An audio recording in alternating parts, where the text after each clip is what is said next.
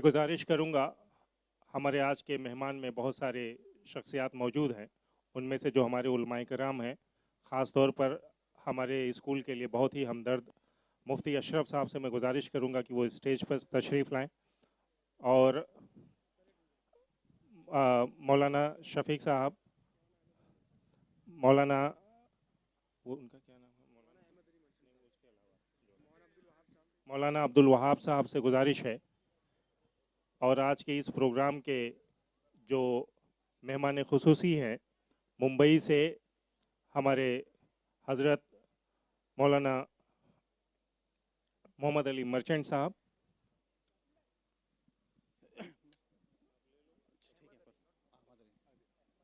चलिए आइए ना। चलो ठीक है भाई। अभी आप हजरात हमारे वसी भाई के ज़रिए से बहुत सारे मालूम स्कूल के बारे में मालूमात आपको मिल रही थी। अल हिदाया स्कूल का ये प्रोग्राम जो इस वक्त दस्तारबंदी का है, ये हमारे स्कूल की रीढ़ की हड्डी अगर कहा जाए तो मुबालगा नहीं होगा। ये प्रोग्राम दरअसल अल हिदाया स्कूल का अहम तरीन और बहुत ही ख़ास प्रोग्राम,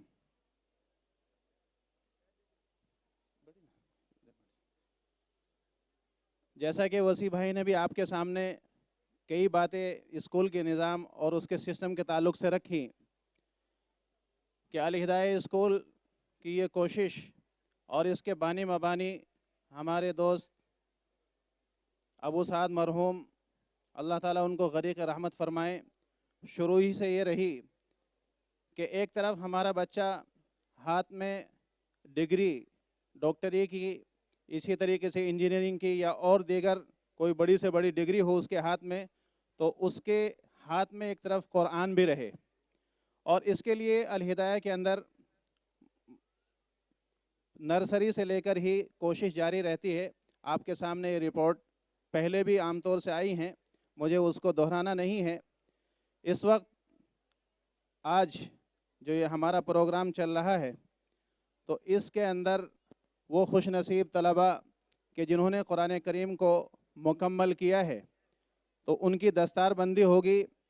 और आज तक 86 बच्चों ने अल्हम्दुलिल्लाह, जब से 2015-16 से ये निज़ाम चला है हिफ्ज़ का, डे टाइम बोर्डिंग का, तो 86 तलबा ने हमारे कुरान पाक मुकम्मल किया है। जिनमें से 25 तलबा ऐसे रहे कि जिन्होंने एक बैठक में एक मजलिस के अंदर कुरान करीम मुकम्मल किया। बहुत सारे बच्चे ऐसे हैं जिन्होंने 10-10 पारे कुरान करीम की जो है एक एक वक्त में सुनाए, और अक्सरियत ने 5-5 पारे तो ज़रूर सुनाए हैं। तो अल्लाह का शुक्र है, एक बहुत कामयाबी के साथ ये सफ़र चल रहा है। तो इस वक्त हमारे सामने हमारे मुअज़्ज़ज़ उलमाए किराम और शहर की मुअज़्ज़ज़ हस्तियाँ मौजूद हैं, और ख़ास तौर से बहुत लंबा सफ़र तय करके और अपनी मसरूफ़ियात में से वक्त निकाल कर हमारे करम फरमा मौलाना अहमद अली मर्चेंट साहब नदवी दामत बरकातुहुमुल आलिया, जो खलीफा और मुजाज़ बैत होते हैं हज़रत मौलाना मुनीर अहमद साहब मद्दजुल्लुहुल आली कालीना के। हज़रत मौलाना मुनीर साहब को अक्सर हम सब जानते हैं, उनके खलीफा ख़ास और मुजाज़ बैत हैं। इसी तरीके से और मुख्तलिफ़ तंजीमों, जमयतों, जमातों से जुड़कर ये उम्मत की दीन की आबियारी फरमा रहे हैं, और मुख्तलिफ़ अंजुमनों से और इदारों के ज़रिए से ये दीन हनीफ़ की खिदमत अंजाम दे रहे हैं। मौलाना मौसूफ़ अल-फलाह इंग्लिश मीडियम स्कूल के मैनेजिंग डायरेक्टर भी होते हैं। इसी तरीके से मजलिस खुद्दामुल मदारिस कालीना के जनरल सेक्रेटरी, इमदाद फाउंडेशन के बानी चेयरमैन, मरकज़ इशाअत दीन के चेयरपर्सन, और भी मुख्तलिफ़ तहरीकों से हज़रत मौलाना जुड़े हुए हैं और उनकी सरपरस्ती फरमाते हैं। यूसुफ भाई ने मुझे बताया था कि मौलाना गुजरात के अंदर भी कई मदारिस की और इदारों की सरपरस्ती फरमाते हैं।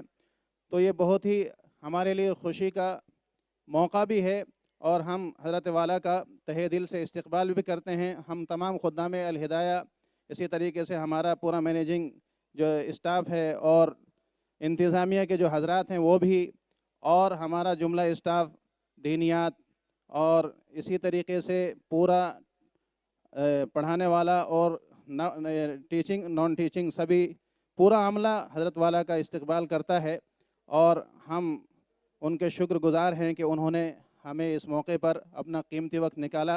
अब हम अपने इस प्रोग्राम को आगे बढ़ाते हुए अपने बच्चों के दस्तारबंदी का अमल शुरू करते हैं। बहुत ही मोहतरम शख्सियत हमारे दरमियान, उनसे दरख्वास्त करेंगे कि हज़रत वाला हमारे बच्चों की दस्तारबंदी फरमाएँ। बच्चों का अच्छा उनका नाम है क्या? अभी हम तरतीब से जो हाफिज़ बच्चे हुए हैं 8 इस साल यहाँ मुमरा के अंदर, तो हमारे कई जगहों पर चलते हैं इदारे, जैसे डॉक्टर साहब ने भी अपनी तकरीर के अंदर बात फरमाई थी। तो यहाँ मुमरा ब्रांच के अंदर 8 बच्चे इस बार हाफिज़ हुए हैं। ख़ान ज़ीशान ज़फ़रुर्रहमान, भाई इनके पेरेंट्स अगर हों तो उनसे भी दरख्वास्त है कि आ जाएं। ख़ान ज़ीशान, माशाल्लाह, चलो बोलिए।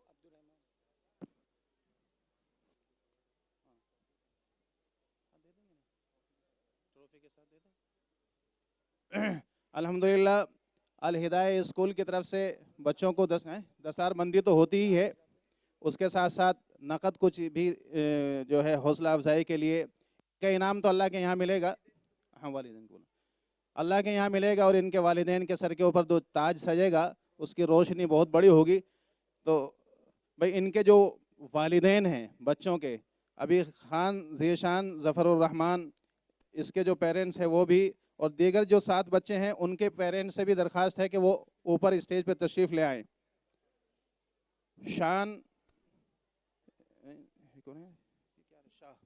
शाह आसिम, शाह आसिम अब्दुर्रहमान, बोलिए ना, क्या मुझे असल में नज़र कमज़ोर हो रही है। शेख मोहम्मद काशिफ मोहम्मद कलीम, शेख ज़ियान अब्दुल वाहिद, कानेकर अफ़ान सिद्दीकी, खान सुहैब शादाब, खान हसन वसीउर रहमान, शेख शुराबिल शहनवाज। ये वो बच्चे हैं जिन्होंने हिफ्ज़ मुकम्मल किया है। अब मैं नाम लेने जा रहा हूँ उन बच्चों का जिन्होंने एक बैठक में पूरा कुरान सुनाया है। शेख अब्दुल रहीम अब्दुल्लाह, खान अयान आदिल, खान हमज़ा इकरामुद्दीन, खान हुसैम खुर्शीद, गौरू अफ़ीफ़ अब्दुल हमीद, शेख इब्राहीम शमीम, खान ज़ीशान ज़फ़रुर्रहमान। एक बच्चा है जिसने 5-5 पारा करके सुनाया है, शेख अम्मार अबू साद।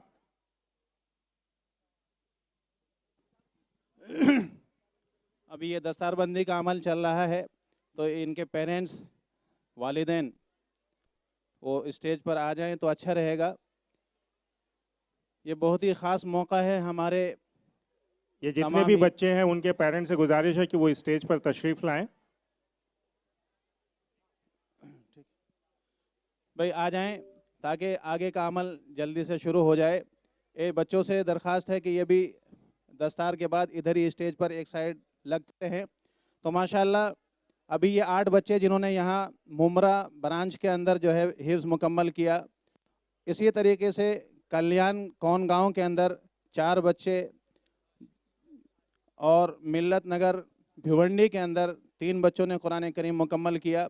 कौन गांव के अंदर एक बच्चे ने एक बैठक में कुरान भी सुनाया है। तो इस तरीके से 15 बच्चे इस साल हमारे हाफिज़ हुए हैं। आइंदा सालों के अंदर हमारा इरादा है कि और भी कुछ जो है ब्रांचें हमारी जो चल रही हैं उनके अंदर ये निज़ाम चलाया जाए, चूँकि इतनी जो है दरख्वास्तें और लोगों का इतना इसरार है कि हर जगह ये काम शुरू होना चाहिए। ये कुरान करीम की बड़ी खिदमत है और अल्लाह तबारक व तआला ने इसमें हमें जो कामयाबी दी है वो हमारी उम्मीदों से बढ़कर दी है। इतना सोचा भी नहीं था कि इतने कलील अरसे के अंदर इतना आगे का ये सफ़र तय हो जाएगा। ये महज अल्लाह के फ़ज़ल, हमारे असातिज़ा की मेहनत, आप मुखलिस हमारे जो पेरेंट्स सरपरस्तान हैं उनकी दुआओं का असर, और सबसे बढ़कर हमारे मरहूम अबू साद भाई की सहरगाई और उनकी जो कुर्बानियाँ थी और उनकी दुआओं का असर है जिसका ये नतीजा और रिज़ल्ट हमारे सामने है। ये नन्हे मुन्ने बच्चे मुख्तलिफ़ क्लासों के अंदर, बाज़ इनमें से ऐसे हैं कि जिन्होंने 2 साल में हिफ्ज़ किया, बाज़ ने 3 साल में। तो अल्लाह तबारक व तआला से इनके लिए दुआ भी करते रहिए आप हज़रात कि इनको जैसे इन्होंने कुरान करीम के अल्फाज को सीनों में महफूज किया है, तो अमली तौर पर इनकी ज़िंदगी में कुरान आ जाए और ये अमली नमूना बने। तो इनकी सब दुआ करें, अल्लाह तबारक व तआला इन नन्हे मुन्ने बच्चों को कबूल फरमाकर हम सब के लिए ज़रिया नजात बनाए।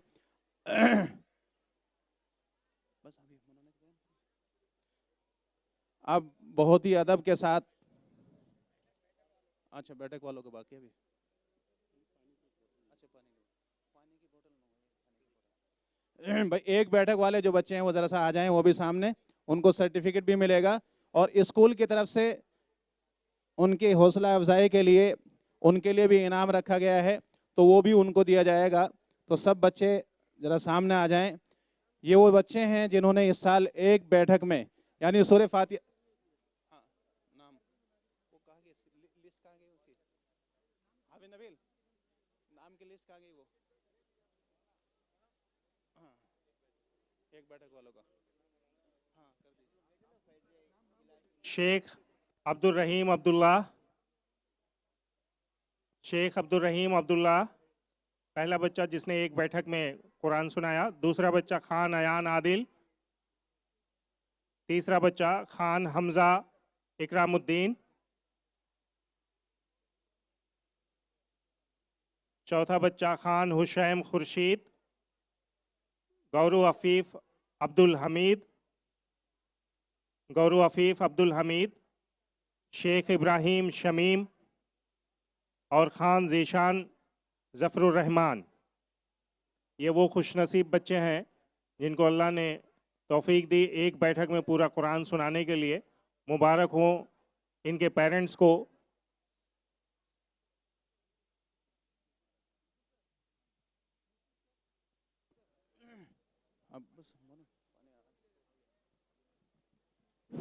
अब हम इस प्रोग्राम को आगे बढ़ाते हुए, अच्छा कुछ और भी है क्या, किसी की तरफ से कुछ है क्या, इनकी तरफ से कुछ है क्या, अभी और क्या रहा, दे देना सबको, नहीं नहीं उनको चाहिए बस। हैं? हाँ साथ साथ भाई इनके नाम ले उनका, है ठीक है, सारे बच्चों को या हाफिज, अच्छा भाई हमारे बहुत मुखलिस और बहुत ही हमदर्द जो शुरू से ही साथ में रहे हैं, क्या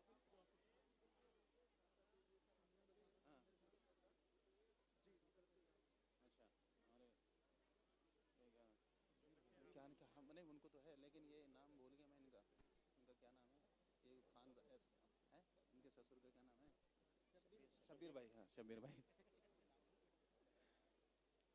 भाई इस साल जो बच्चे हाफिज बने हैं माशाल्लाह हर साल की तरह इस साल भी हमारे शबीर खान साहब की तरफ से फ़ी बच्चा 7,000 रुपया हाफिज बच्चों को, हाँ वही तो, हाँ वो नहीं तो, अच्छा ठीक है भाई उनकी तरफ से ऐलान हुआ है कि 7,000 हम उनको देंगे, लेकिन वो कल और स्कूल ओपन होने के बाद वहीं मिल जाएगा, क्योंकि वो तो प्रोग्राम में शिरकत के लिए आए थे, जज्बा आया कुरान की अज़मत और मोहब्बत का, तो उन्होंने मोहब्बत में ये ऐलान कराया है और वो देते भी हैं हर साल माशाल्लाह।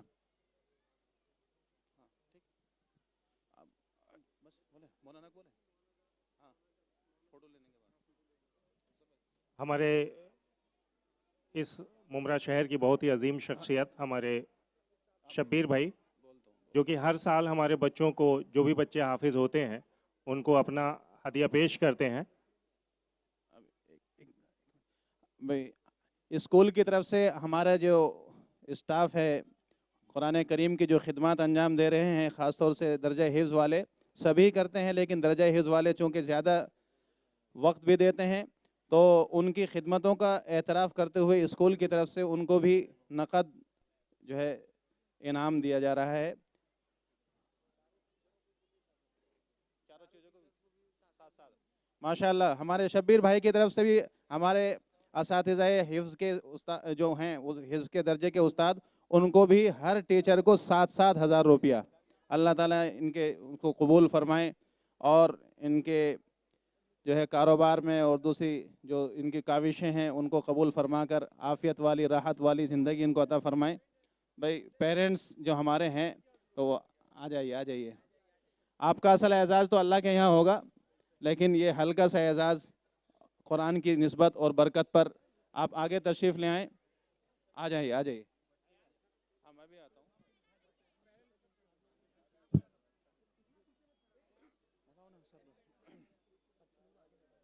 ये जो बच्चे हाफिज हो रहे हैं, हाँ ये हमारे हिफ्स डिपार्टमेंट के जितने भी टीचर्स हैं, तो उनकी बहुत ही मेहनत है। बेचारे सुबह से लेकर के शाम तक बच्चों को देखते हैं और उनका पूरा ख्याल रखते हैं। लेकिन उसके साथ साथ ही जो हमारा दीनियात स्टाफ है, जो नर्सरी से लेकर के इन बच्चों को कुरान पढ़ाने की तरबियत करता है, वो भी इस पूरे सफ़र में उतने ही मेहनत करते हैं, उतनी ही जज्बे से मेहनत करते हैं कि हमारे ज़्यादा से ज़्यादा बच्चे जब हिफ्ज़ का टेस्ट दें तो उनके अपने बीच में बहुत सारा कंपटीशन होता है कि किसका बच्चा कितना ज़्यादा सेलेक्ट हुआ है हिफ्ज़ डिपार्टमेंट में। तो मैं अपने सारे दीनियात स्टाफ का भी शुक्रगुजार हूँ, पूरी Alidaya group of institutions management team की तरफ से, कि आप लोग भी उतनी ही मेहनत करते हैं इन बच्चों को हाफिज़ बनाने में। हालांकि ख़ास तौर पर तो हिफ्ज़ डिपार्टमेंट के ही टीचर्स का मेहनत है, लेकिन उनको वहाँ तक पहुँचाने में पूरा पूरा मेहनत आप लोगों का है।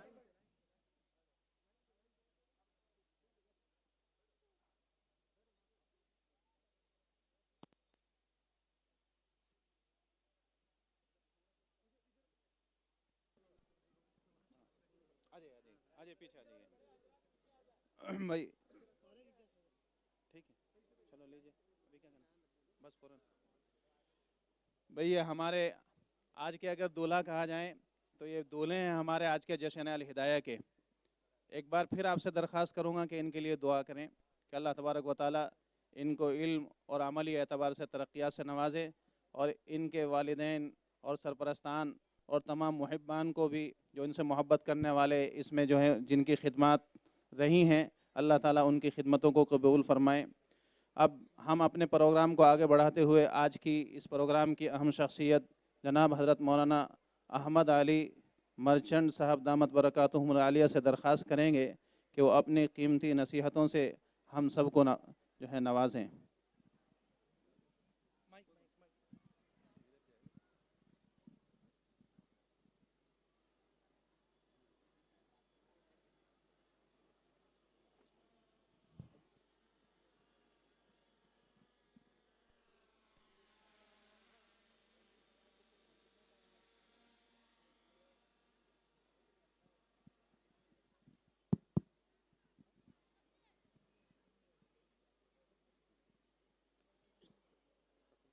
الحمد لله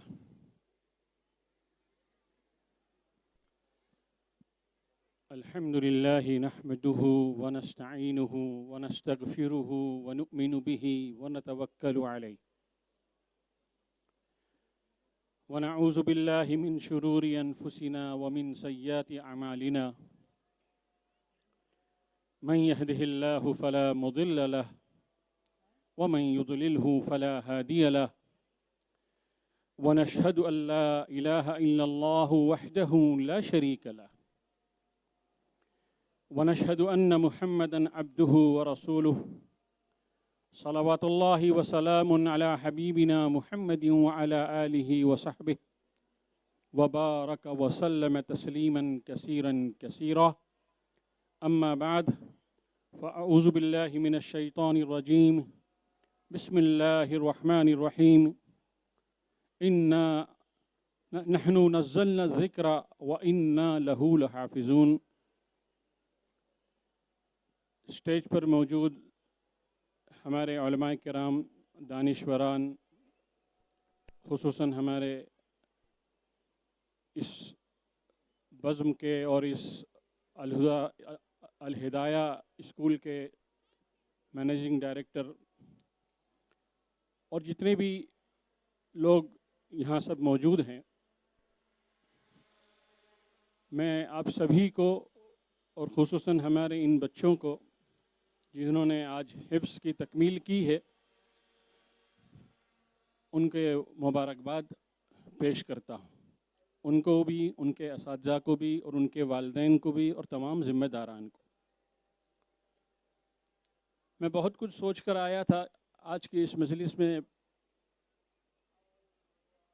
कुछ कहने के लिए, लेकिन ज़ाहिर बात है कि वक्त महदूद है, प्रोग्राम अभी बहुत बाकी है, इसलिए मुझसे कहा गया है कि 15 से 20 मिनट के अंदर अपनी बात ख़त्म कर दूं।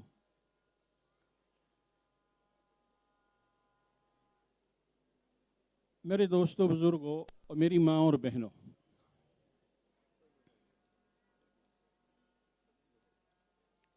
आज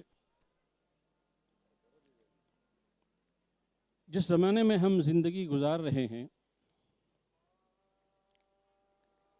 ये ज़माना दहरियत का ज़माना है, इल्हाद का ज़माना है, कुफ्र और शिर्क के गलबे का ज़माना है। इसलिए हम में से हर एक के ऊपर इसकी ज़िम्मेदारी बनती है कि वो अपनी बच्चों की और अपने नस्लों की ईमान की हिफाजत की फ़िक्र कर लें और उसकी फ़िक्र करते हुए उनके ईमान की मज़ीद ताकत और क़ुव्वत को बढ़ाने की कोशिश करना शुरू कर दें। मेरे भाइयों, दोस्तों, बुज़ुर्गों और मेरी माँ और बहनों,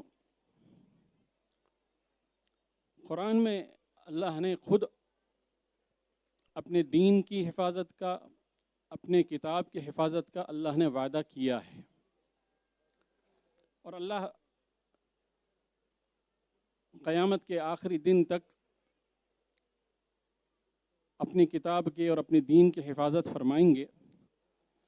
जब अल्लाह ताला के अपने मंसूबे और अपने प्लानिंग के तहत दुनिया के अंदर ईमान वालों को रखना मंजूर न होगा, तो दीन भी उठा लिया जाएगा और कुरान भी उठा लिया जाएगा और उसके बाद फिर क़यामत आ जाएगी। बहुत खुश नसीब हैं वो बच्चे और उनके वालिदैन जो दरअसल कुरान की हिफाजत के एक आले कार बन रहे हैं। ये इतना बड़ा मकाम है और ये इतनी बड़ी सआदत है कि अगर इसको अहादीस की रोशनी में अगर बयान किया जाए तो हैरत होती है कि अल्लाह ने हुफ़ाज़ की और हिफ्ज़ कुरान की क्या क्या फ़जीलत बयान की है।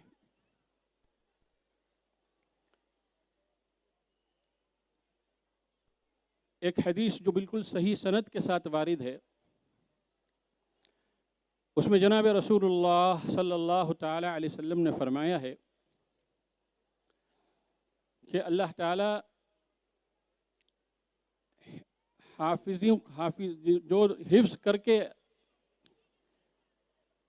क़यामत के दिन पेश किए जाएंगे, तो अल्लाह ताला उनको 3 इनामात से नवाजेंगे। 3 इनामात से। सबसे पहला इनाम तो ये होगा कि उस हाफिज़ के माँ बाप को बुलाकर उसके सर पर ताज रख दिया जाएगा, उनकी ताजपोशी की जाएगी और उनका एजाज़ और इकराम किया जाएगा। मुझे कोई बताए कि दुनिया की किसी डिग्री को पा लेने के बाद यह एजाज़ कहीं मिलता है? ये सिर्फ अल्लाह की किताब को अपने सीने में महफूज करने का ये इनाम है कि जिस इनाम की कोई कदर व कीमत दुनिया में लगा नहीं सकता। ये रहा पहला इनाम। एक जलसे के मौके पर मैंने जब ये बात मैंने बयान की तो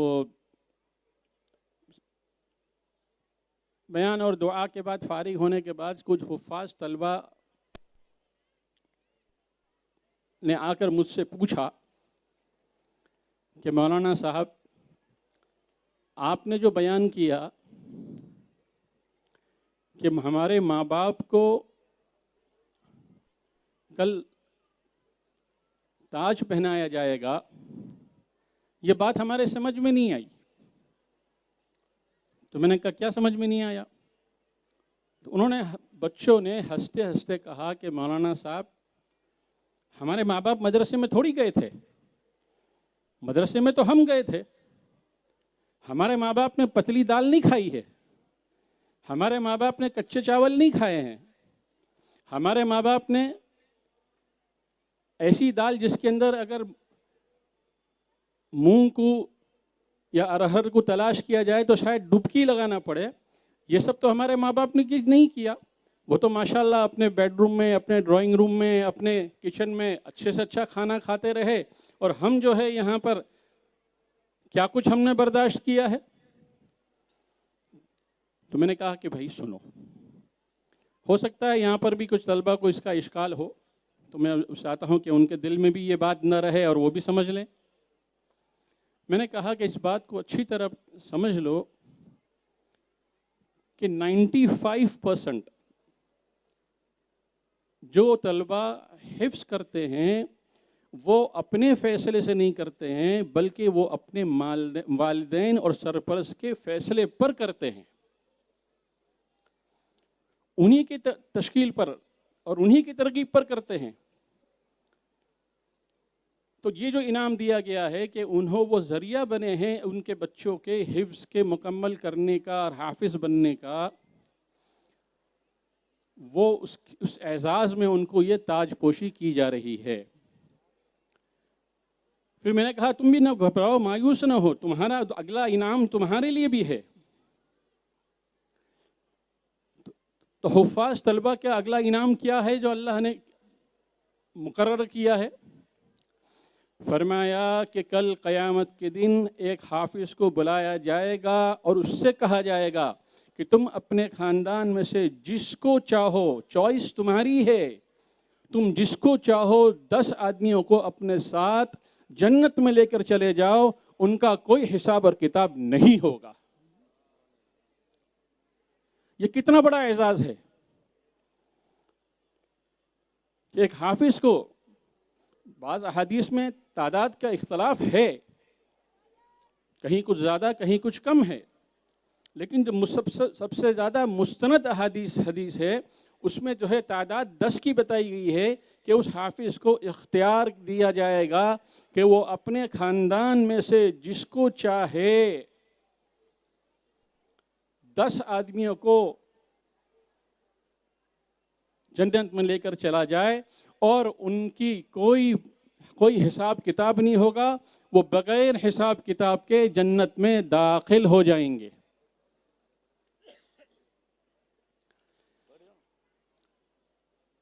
हाँ, एक बात शुर्राए अहादीस ने इसमें ये नुक्ता लिखा है जो शायद आज हमारे माशरे में भी ये बात सादिक आती है कि जब किसी ख़ानदान के बड़े अपने बच्चों को हिफ्ज़ कुरान के लिए इंतखाब करते हैं, मदरसे का इंतखाब करते हैं, तो बहुत से ऐसे ख़ानदान के में अफराद मिलते हैं जो हिम्मत बढ़ाने के बजाय हिम्मत तोड़ते हैं, जो हिम्मत अफजाई करने के बजाय तान और तशनी करते हैं कि मियाँ तुमने कहाँ मदरसे में डाल दिया, हाफिज़ बनकर बच्चा क्या करेगा, तुम इस कॉन्वेंट स्कूल में डालते, फलां कोर्स करवाते, साइंस और टेक्नोलॉजी का ज़माना है, बच्चों को वो सब तालीम देते तो तुम्हारा बच्चा बाइज्जत होता। अब ये बात कितनी सही और कितनी गलत है, इसको पेश करने के लिए कोई दलाइल की ज़रूरत नहीं है। समझदार आदमी समझता है कि बहुत से बीकॉम वालों को बेकाम देखा है, बहुत से डिग्री वालों को जूता पॉलिश करते हुए देखा है, बहुत से बड़ी बड़ी ऑर्गेनाइजेशन के रूहें रवा को सड़कों पर मारा मारा फिरता देखा है। लेकिन कसम खाकर ये बात कही जा सकती है कि हाफिज़ कुरान को और आलिम दीन को आपने कभी आपने जो है ना भूखा देखा होगा, न कभी उसके ऊपर कोई फाका गुजरता है, न कभी उसके ऊपर कोई तंगदस्ती आती है, इसलिए कि अल्लाह ताला ज़मीन और आसमान के सारे रिज़्क़ के ख़ज़ाने उसके लिए खोल देते हैं। एक वाक़या किताब के अंदर मिलता है, हमारे बुज़ुर्गों में से एक बुज़ुर्ग गुज़रे हैं, जोश मोहम्मद साहब करके रहमतुल्लाह अलैह। वो अपना वाक़या खुद बयान करते हैं कि मेरे माँ बाप ने मशवरा किया मेरे बारे में कि मुझे हिफ्ज़ कराना है। मेरी उम्र उस वक्त 6 साल की थी। जिस वक्त कि माँ बाप ने ये फ़ैसला किया उस वक्त उनकी उम्र 6 साल थी। कि लगे मैं घर से तैयार होकर अब्बा के साथ निकला तो माँ आखिर माँ होती है, उसका दिल पसीज जाता है, नरम होती है वो। तो वो कहने लगी कि इतनी छोटी उम्र है, अभी 6 साल का ही तो है, आप हिफ्ज़ कराना चाहते हैं तो आप 1-2 साल और रुक जाइए, 8 साल का हो जाए, 9 साल का हो जाए तब भेज दीजिएगा। इसलिए कि अभी तो इसको कुछ भी नहीं आता है, ये शलवार के इज़ारबंद भी नहीं बांध सकता, ये ना अपने कपड़े धो सकता है, ना ये अपनी ज़रूरत को पूरा ठीक से कर सकता है, तो अभी रुक जाइए, 2 साल के बाद भेज दीजिएगा। तो उस फरमाते हैं कि मेरे वालिद साहब ने मेरी वालदा से कहा कि तुम ये सोच रही हो कि तुम्हारा बेटा हाफिज़ होगा तो वो अपनी ज़िंदगी को ऐश और इशरत के साथ नहीं गुजार पाएगा, वो किसी का मोहताज हो जाएगा।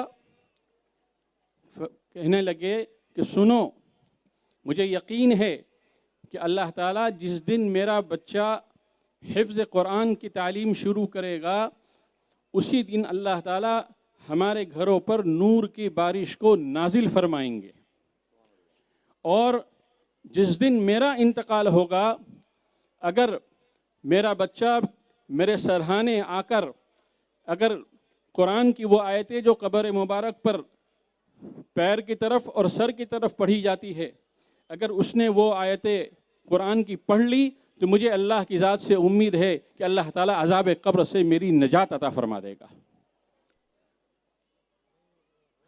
ये जहन बनाकर वो लेकर चले गए, मदरसे पहुँचे, कहा मैं अपने बच्चे को हिफ्ज़ कराने के लिए लाया हूँ। तो उस ज़माना वो ज़माना ऐसा ही था। अब तो माशाल्लाह बड़ी सहूलतें हो गई है, माशाल्लाह बहुत से अहबाब जिनके पास अल्लाह ने माल दिया हो तो भी और ना दिया हो तो भी, लेकिन मदरसे को, मस्जिद को, बच्चों को पर खूब खर्च करते हैं।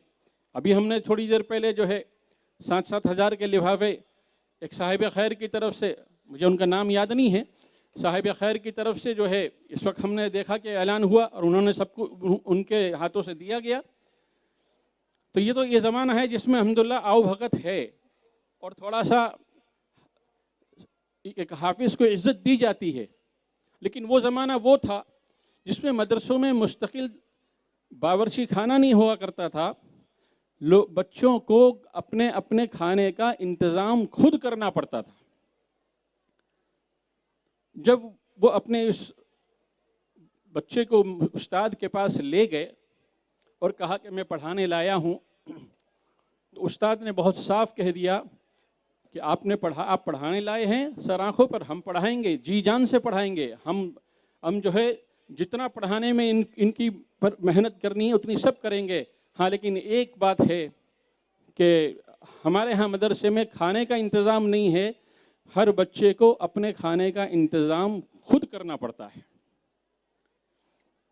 तो उसने कहते हैं कि मेरे वालिद साहब ने कहा मैं रोटी के लिए नहीं लाया हूँ, रोटी तो ये घर पे खा ही रहा था, रोटी बहुत मिलती है मुझे इसको अपने घर पे, मैं तो इसको कुरान के लिए लाया हूँ, आप कुरान पढ़ाइए, इसकी रोज़ी का मालिक तो अल्लाह है। ये कहकर बच्चे को छोड़कर चले गए। अल्लाह अकबर। वो बयान करते हैं कि जब खाने का वक्त हुआ तो हमने देखा कि कोई कहीं जा रहा है, कोई कहाँ जा रहा है, और आते हर एक के हाथ में आते आते कुछ डिब्बा है, कुछ टिफ़िन है, और थोड़ी सी तादाद थी तलबा की, वो इधर उधर बैठकर खाना खा रहे थे। वो मंजर देखकर मुझे बहुत रोना आया, बहुत रोना आया। मैं इस बस्ती में नया था, गांव में नया था, मुझे कोई जानता नहीं था।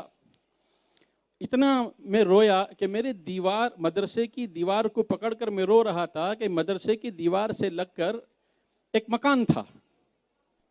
एक बूढ़िया औरत वो बाहर निकली और उसने आकर कहा कि बेटा तुम क्यों रो रहे हो, क्या तकलीफ है तुमको? तो उसने कहा कि नानी जान, मैं आपको अपनी तकलीफ क्या बताऊं, बच्चे सब खाना खा रहे हैं, मेरे पास कोई खाने का इंतज़ाम नहीं है और मुझे भूख लगी है। अल्लाह अकबर। सलाम हो उस औरत के पर कि उस औरत ने कहा रुको ठहरो। अंदर गई, उसने कुछ कपड़े के अंदर रोटी रखी, रोटी लाकर जो है उसने उस बच्चे के हाथ में दी और एक जुमला फरमाया कि देखो मैं दिन भर मेहनत मजदूरी करती हूँ, मेरे शोहर तो अल्लाह को प्यारे हो गए हैं और मेरा कोई बेटा नहीं है, ना बेटी है, मैं ला औलाद हूँ। मैं मेहनत मजदूरी करके 2 रोटी कमा लेती हूँ, 2 रोटी कमाकर बनाती हूँ। मेरी भूख इतनी नहीं है कि मैं दोनों रोटी खा सकूँ। मैं एक रोटी में मेरा काम बन जाता है, दूसरी रोटी जो है कभी कभी किसी को देनी पड़ती है या वो ख़राब हो जाती है। तो आज से तुम मेरे बेटे हो, तुमको रोटी मिला करेंगी और तुमको रोटी की ज़रूरत थी, आज से मैं तुम्हारी माँ हूँ, तुमको रोटी मिलेगी और मुझको बेटा मिल गया और तुमको रोटी मिल गई। फरमाते हैं कि इस तरह करके अल्लाह ने उस बच्चे का इंतज़ाम कर दिया। 2-2.5 साल की उम्र में वो हिफ्ज़ करता रहा और पूरे 2.5 साल के पूरे अरसे में वो अल्लाह की बंदी रोटी लाती रही, ये खाते रहे। जब दस्तारबंदी का जलसा जब ख़त्म हुआ और पगड़ी पिना दी गई तो उस्ताद ने कहा कि बेटा जाओ उस माँ को भी अपनी इस खुशी में शरीक करो और उसको भी जो है बता दो कि तुम्हारे सर के ऊपर पगड़ी बन गई है, तुम हाफिज़ हो गए हो। वो भागता हुआ गया मदरसे के बाहर। अब बाहर जाके देखा तो उस मकान के सामने कुछ भीड़ लगी हुई है। उसने पूछा क्या हुआ? कहने लगे कि जो औरत तुमको खाना खिला रही थी उसका अभी अभी इंतकाल हुआ है, तुम्हारी अंदर पगड़ी बंध रही थी और अल्लाह ने उसकी रूह को उसी वक्त जो है कब्ज़ कर लिया। अल्लाह ने तुम्हारे उसकी इस कुर्बानी को तुम्हारे लिए कबूल कर लिया और तुम जो हाफिज़ बन गए हो उसका सिला जो है अल्लाह ने उनको दे दिया। तो मेरे दोस्तों बुज़ुर्गों, मेरी माँ और बहनों, अपने बच्चों को इस ज़माने के अंदर ऐसे इदारों में भेजो जहाँ पर उनके दीन की भी और उनकी दुनिया की भी हिफाजत हो सके। जब हम ऐसे इदारों का इंतखाब करेंगे तो हम अल्लाह की ज़ात से उम्मीद रखते हैं कि आइंदा हमारे ईमान, हमारे नस्लों के ईमान की हिफाजत होगी। बात तो कुछ और भी करनी थी लेकिन पर्ची आ गई कि साहब बहुत हो गया, इसलिए अब हम सिर्फ इस वजह से कि भाई आप हजरात का बहुत से प्रोग्राम अभी बाकी है, मैं अपनी बात को ख़त्म करता हूँ। जो बात मैंने सही कही हो अल्लाह अमल की तौफीक अता फ़रमाए, जो बात गलत हो अल्लाह उसको माफ़ फरमाए। व आखिर दावाना अनिल हम्दुलिल्लाहि रब्बिल आलमीन। बहुत बहुत शुक्रिया हज़रत का। और एक बार फिर से मैं हज़रत का अपने पूरी मैनेजमेंट टीम की तरफ से आज के इस प्रोग्राम में आपका आना हमारे लिए मुबारक, हमारे बच्चों के लिए मुबारक। और अब हमारे बीच में मुम्बरा शहर की एक बहुत ही अजीम शख्सियत मौजूद है और मुम्बरा को मुम्बरा की पहचान दिलाने वाली शख्सियत, और उसी तरीके से ही मुमरा के लोगों ने आपको सदन के उस हिस्से तक और उस मुकाम तक पहुंचाया जहां आज आप साबिक मंत्री के तौर पर भी जाने जाते हैं। मैं गुजारिश करूंगा कि बहुत ही आप इस नाम से भी जाने जाते हैं कि बहुत कम वक्त में बहुत कुछ कहने की भी सलाहियत है आपको, भगवान ने दी है। तो मैं उम्मीद करता हूं कि उस सलाहियत का बखूबी इजहार करेंगे आप इस महफिल में। तो मैं गुजारिश करूंगा हमारे एमएलए जनाब जितेंद्र औहार साहब से कि वो हमारे ऑडियंस को अपने ख्यालात का इजहार से हमको सबको नवाजें।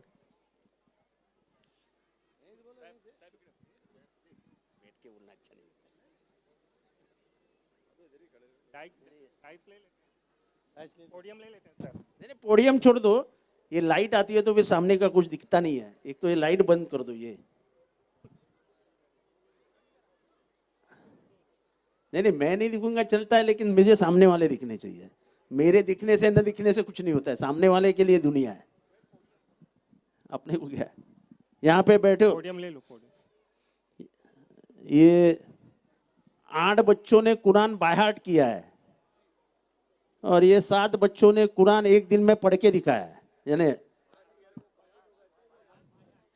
एक दिन में पूरा कुरान, वन सिटिंग में उन्होंने, ये बहुत ही बड़ी बात है। और मैं हमेशा कहता हूं, पहले इन सब्जी हजरातों को सलाम अलैकुम। यहाँ पे मौजूद सभी लोगों को सलाम अलैकुम।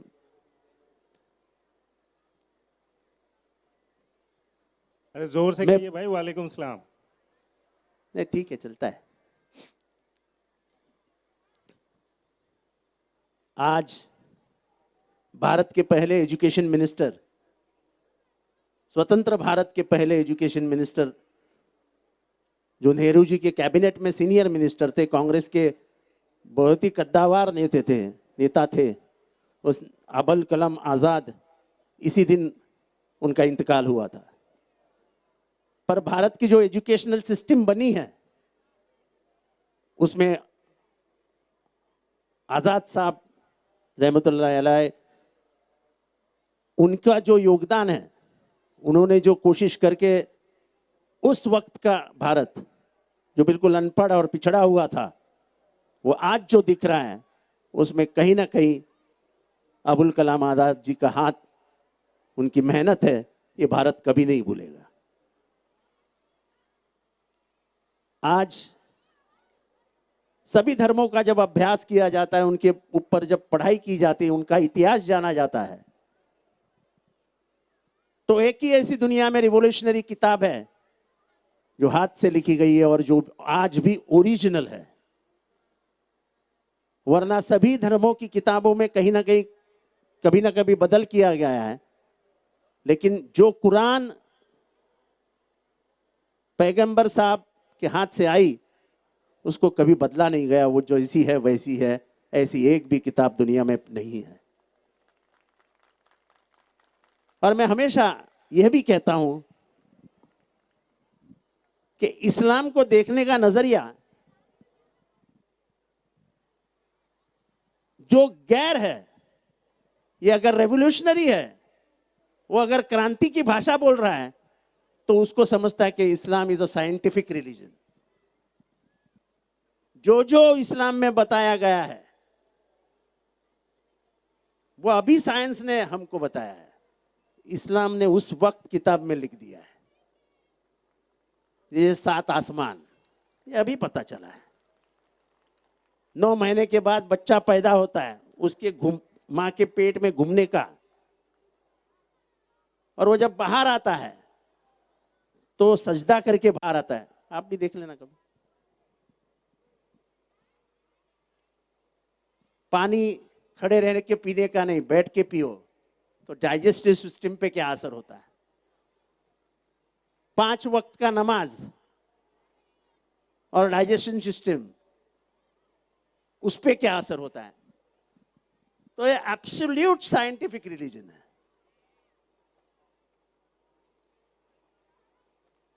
देने और दिलाने का रिलीजन है।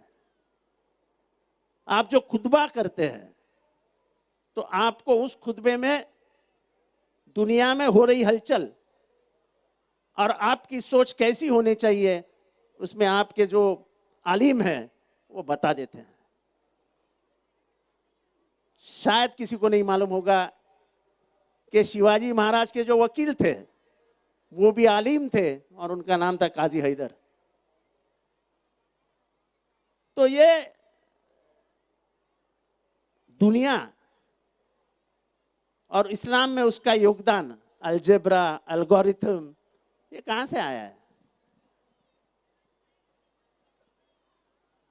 और मेरा सिर्फ ये निवेदन रहेगा, आपको शायद पता होगा कि पिछले 2 सालों में 4 बच्चे जो मदरसों में पढ़े हैं वो आईएएस ऑफिसर हुए हैं, वो आईएएस की एग्जामिनेशन पास हुए। तो जो हमारे हजरात बोल रहे थे उसमें कोई गलत बात नहीं थी।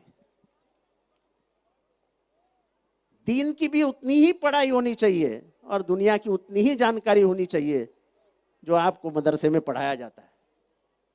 दीन भी समझने की ही बात है। जब आप दीन समझोगे तब आपका दीन आप दुनिया को समझाओगे, नहीं तो दुनिया उसके बारे में अनजान हो जाती है। और आजकल नासमझदारी की ही बातें ज्यादा की जाती है और इसलिए एजुकेशन बहुत जरूरी हो गया है। मुसलमान और शेड्यूल्ड कास्ट, शेड्यूल्ड ट्राइब, ये पिछड़े क्यों रहे, ये सवाल अगर मुझसे कोई पूछे तो मैं एक शब्द में उसका जवाब दूंगा कि हमने तालीम की तरफ ध्यान नहीं दिया। जबकि कुरान में कहा गया है कि आपको अगर तालीम के लिए चाइना जाना पड़े तो चले जाओ। जब आपका धर्म ग्रंथ, आपकी धर्म किताब ये फरमाती है कि आपको पढ़ाई करनी ही चाहिए, तो मुझे नहीं समझता कि अपने बच्चे लोगों को घर पे क्यों रखते हैं। और इसमें अगर मैं दोषी अगर किसी को मानता हूं, गुनहगार नहीं, तो यहां पे बैठी जितनी मां है, जो मेरी भी मां है, देखो मैं यहां खड़ा हूं और इसका सारा श्रेय मैं किसको देना चाहता हूं, तो सिर्फ और सिर्फ मेरे मां को देना चाहूंगा। गरीबी के दिन देखे, घर में खाना नहीं था वो दिन देखे, लेकिन मां की इतनी मार पड़ी है कि कभी किताब को बाजू में रख के कुछ किया ऐसा दिन ही नहीं गया। मेरी मां, मुझे आज भी याद है, मैं कॉलेज में जाया करता था, बाद में बड़े बड़े ओहदे पे था, लेकिन रात को कभी भी घर की चाबी मेरे हाथ में नहीं मिलती थी। मां बोलती थी तू जब भी आएगा बेल बजाना मैं उड़ जाऊंगी। तो मुझे एक डर रहता था अंदर से कि कुछ भी करके गया तो मां को पता चलेगा। अगर दुनिया में कोई किसी से डरता होगा तो वो सिर्फ मां के आंखों से डरता है और किसी से भी नहीं डरता। अल्लाह से डरता ही है, पर मां उसको आंख बड़ी करके देखेगी तो लड़का और लड़की वही शांत हो जाते हैं। आंख बड़ी करके देखना सीखो। लड़के कहीं जाएंगे नहीं, लड़कियां कहीं जाएंगे नहीं। पर हम इतने व्यस्त हो गए अपनी जिंदगी में कि लड़के कब आते हैं और किस हालात में सो जाते हैं इसको हमको पता ही नहीं होता है। और जब वो हाथ के बाहर चला जाता है तब अपने आप को हम कोसने लगते हैं। ये आदत करो कि लड़का जब तक घर में नहीं आता मां सोएगी नहीं।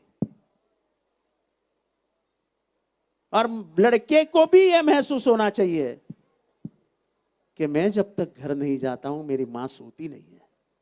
लड़का कुछ भी हो, कितना भी बड़ा हो, वो ये 2 चीजों से उसके दिल में ठेंच पहुंचेगी कि मेरी मां मेरे लिए सोती नहीं है। मां तो कम खाती है लेकिन बच्चे को पेट भर खिलाती है। ये तो मां है, मां का दिल है। जितना दिल से आप बच्चों को सुधार सकते हो, दुनिया में और कोई ताकत नहीं उसको सुधारने के लिए। ये नशा निशा सब ये बकवास है। जिस दिन महिलाओं ने खास करके मेरे बहनों ने और माओ ने तय किया कि ये खत्म हो जाना चाहिए, उस दिन ये खत्म हो जाएगा। लेकिन ये सिर्फ मां कर सकती है। आप सबके बच्चे और मां इधर मौजूद है। मैं हमेशा देखता हूं कि पिछले 15-20 सालों में, अगर मैं गलत बोल रहा हूं तो अल्लाह माफ करे, हमारे इंफ्रास्ट्रक्चर में, हमारे रास्ते, हमारे स्कूल, हमारी पानी, हमारी बिजली, आप जवाब दीजिए, फर्क आया कि नहीं आया? मैं आपसे पूछ रहा हूं कि अपने पानी में, अपने स्कूलों में, अपने बिजली में, अपने रास्ते में मुंब्रा में फर्क आया कि नहीं आया? बोलो, मैं आपसे पूछ रहा हूं। तो हाथ उठा करके बोलो ना, जरा समझने दो दुनिया को। बच्चे ही चिल्ला रहे हैं, बड़े तो कोई बोल ही नहीं रहे। बच्चे देखो कितने चिल्ला रहे, आया आया आया। हालांकि बच्चों को ज्यादा मालूम है, क्योंकि जब मैं इस शहर में आया, जो बच्चा 5 साल का था वो आज 20 साल का हो गया है। तो ये बदलाव जितना उसने देखा है उतना और किसी ने भी नहीं देखा है। क्योंकि पहले केजी में जाते वक्त जो जिन सड़कों से गुजरता था, अब जब वो ग्रेजुएशन में गया है तो उसको वो सड़कें दिख ही नहीं रही है। अब तो सब जगह पे उसको कंक्रीट की सड़कें दिखी है। ये मेरे साथीदार, ये इसके सबसे बड़े आंखों देखी बात बता सकते हैं। ये बदलाव इस शहर के सुधार के लिए लाया गया। ये रास्ता आप देख रहे हैं ना, ये जो जिस जगह देख रहे हैं ना, आज से 5 साल पहले इधर पूरी दलदल थी, कीचड़ था, कीचड़, कोई आ भी नहीं सकता था। आने वाले दिनों में आप देखिए इस पूरे एरिया में क्या क्या खड़ा हो जाएगा। इस बाजू से सही है, अभी उधर से एक रास्ता पूरा सीधा स्टेशन को निकल रहा है। ये सब बदलाव इन बच्चों की जिंदगी सुधारने के लिए लाया गया है। वरना वही छोटी गलियां, वरना वही 8 घंटे का लाइट बंद, वरना वही ट्रांसफार्मर गायब। आजकल ऐसे हालात नहीं होते। और मैं सभी आलिमों को बताना चाहता हूं कि मुंब्रा में ग्रेजुएशन का परसेंटेज बढ़ गया है। मुंब्रा में इंजीनियरिंग के एडमिशंस का संख्या बढ़ गई है। मुंब्रा में होने वाले एमबीबीएस के एडमिशंस की संख्या बढ़ गई है। और यह सब बढ़ते हुए देख मुझे बहुत ही खुशी होती है, क्योंकि कहीं ना कहीं एक चींटी इतना योगदान मेरा भी है। तो पढ़ाई करो, पढ़ो, बड़े बनो, क्योंकि तुम्हारे माँ बाप बहुत कष्ट करते हैं, बहुत मेहनत करते हैं, तब जाके आपकी पढ़ाई पूरी हो रही है। कहीं यूपी से कोई आया है, कोई मध्य प्रदेश से आया है। अपना गांव छोड़ के दूसरे के गांव में जाना इतना आसान नहीं होता है। सिर्फ गरीबी उसको यहाँ लेके आती है। अगर मेरे गांव में मेरी खेती होती तो मेरा बाप मुझे बंबई कभी नहीं लेके आता, लेकिन मेरे पास कुछ था ही नहीं, तो आ गई बंबई। तो इसीलिए बच्चों याद रखो कि तुम्हारे माँ का चेहरा अगर खुश देखना चाहते हो तो पढ़ाई करके आप जो भी परीक्षा दोगे उसमें अव्वल लाने की कोशिश करना, 1 नंबर पे आप आने की कोशिश करना।